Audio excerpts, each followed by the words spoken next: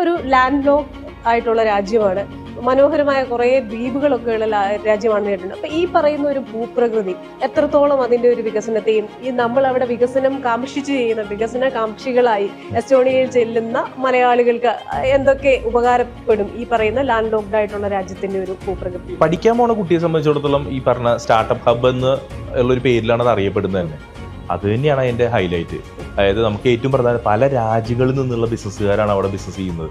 അതായത് ഒരു സ്റ്റാർട്ടിങ് അവിടെ കൊടുക്കുന്നതാണ്. അപ്പോൾ പ്രശ്നം എന്ന് പറയുന്നത് ലാംഗ്വേജ് ആണല്ലോ യൂറോപ്പിന്റെ പ്രശ്നം എന്ന് പറഞ്ഞ് ചിന്തിക്കുന്നത്.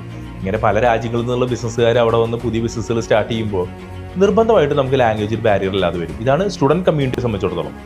ഇനി എംപ്ലോയ്മെന്റ് ഓപ്പർച്യൂണിറ്റി ആണെങ്കിലും ഈ പറഞ്ഞത് തന്നെ ഒരുപാട് എന്താ പറയുക ലക്ഷക്കണക്കിന് ആൾക്കാരുടെ ഓപ്പർച്യൂണിറ്റി ഉണ്ടെന്നല്ല പറഞ്ഞത്. സ്റ്റാർട്ടപ്പുകൾ എന്ന് പറയുന്നത് പലപ്പോഴും എന്താ പറയുക വലിയ എന്താ പറയുക മൈക്രോസോഫ്റ്റോ ഗൂഗിൾ അടക്കം തുടങ്ങിയിട്ടുള്ളത് വളരെ കൊച്ചു ഒരു സംരംഭത്തിലാണ്. അതുകൊണ്ട് തന്നെ റിക്വയർമെന്റ് കുറവായിരിക്കാം, പക്ഷേ റിക്വയർമെന്റ് ഒരിക്കലും എന്താ പറയുക തീരെ കുറവല്ല. അവിടെ പഠിക്കാൻ പോണ കുട്ടികൾക്കൊക്കെ തന്നെ റിക്വയർമെന്റിൽ മീറ്റ് ചെയ്യുക, അല്ലെങ്കിൽ അവിടെ വരുന്ന അത്യാവശ്യം നല്ല രീതിയിലുള്ള എംപ്ലോയ്മെന്റ് ഓപ്പർച്യൂണിറ്റീസ് അവിടുത്തെ കമ്പനീസ് പ്രൊവൈഡ് ചെയ്യുന്നുണ്ട്.